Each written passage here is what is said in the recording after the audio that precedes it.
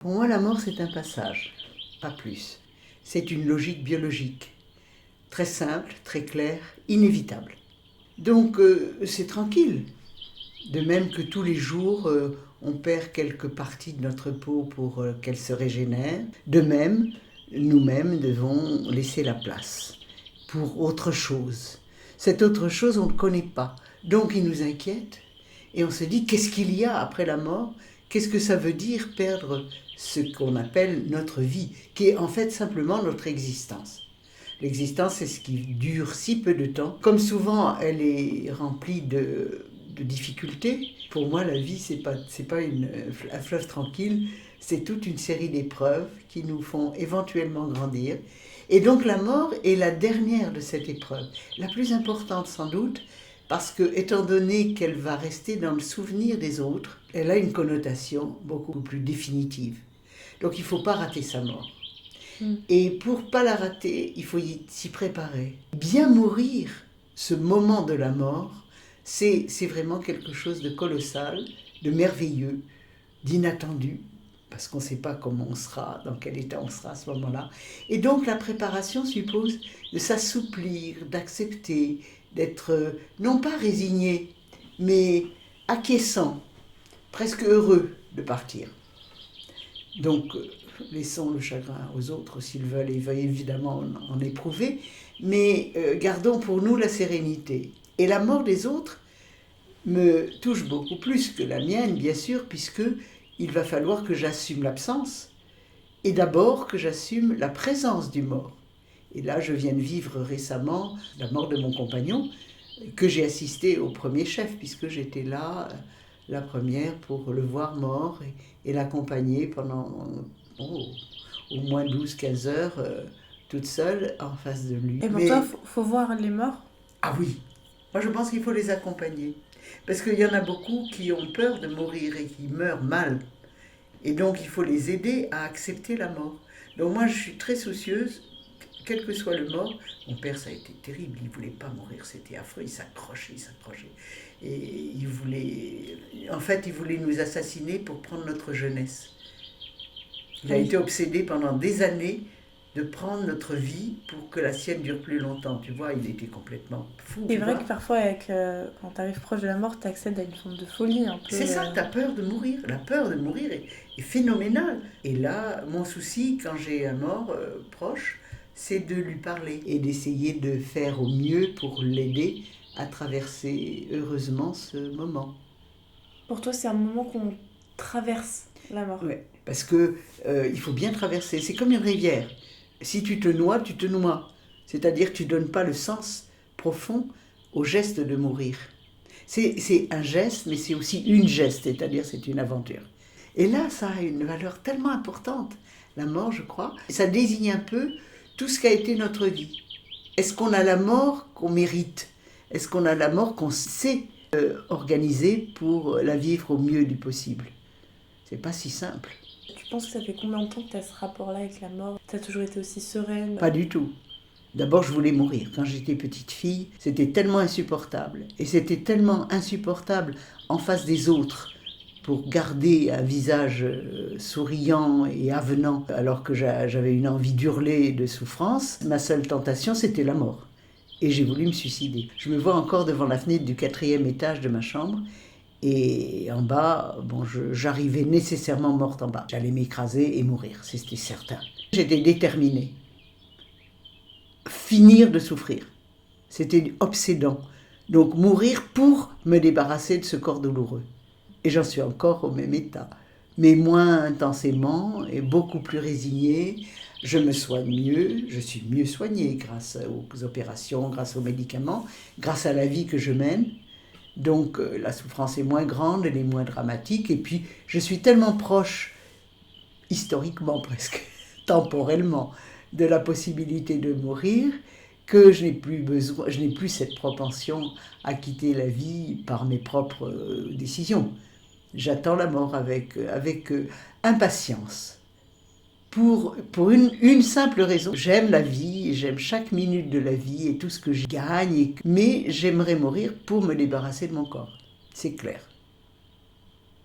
Et tout ce qui va avec. Tout ce qui va avec ton corps. Oui, c'est-à-dire la souffrance.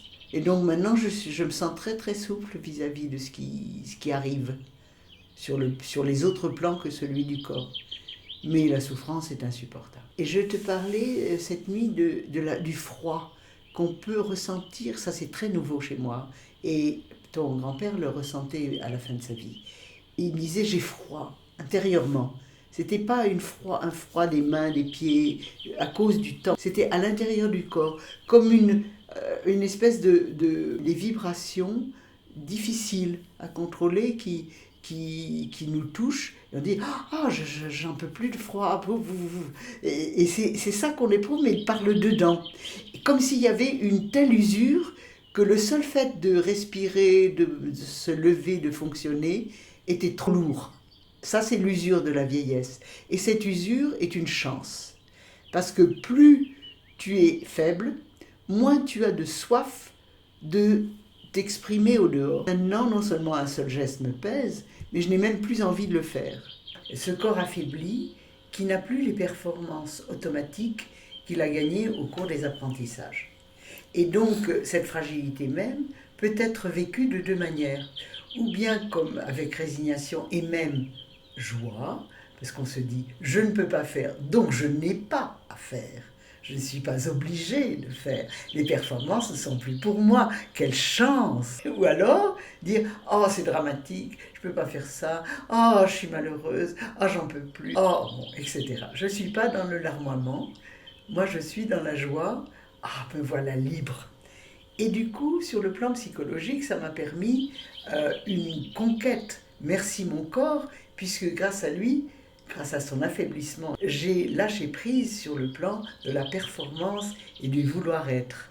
Alors ça, c'était le corps. Et puis deuxièmement, ce corps affaibli, c'est un corps qui va vers la mort. Pas à pas, je vois grandir la mort en moi.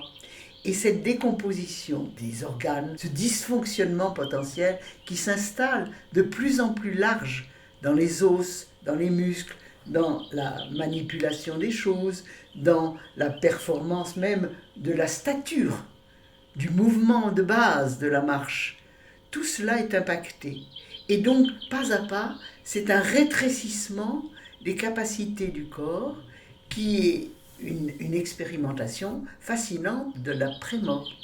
Est-ce que ça t'a déjà fait peur de vieillir comme ça La seule chose qui me fait peur, c'est de me casser complètement, de telle façon que je sois grabataire et que je doive me faire laver, soigner, nourrir à la petite cuillère et autres machins comme ça. Vraiment, mon autonomie de base, même si elle est difficile, me laver c'est difficile, manger parfois c'est problématique, préparer des choses, j'ai plus envie. Et ça reste agréable de vivre Chaque minute est passionnante. Chaque minute, il se passe quelque chose d'intéressant. Tu vois, par exemple, je suis là à table, je bois mon café. C'est un bien-être qui m'est donné. Je le goûte, ce bien-être. Moi, j'ai pas besoin. Moi, ça me suffit. Très peu de choses me suffisent. Et je les goûte avec vraiment saveur. Et je m'en réjouis. À chaque fois que je fais un repas, je me dis oh, que c'est bon ce que je mange.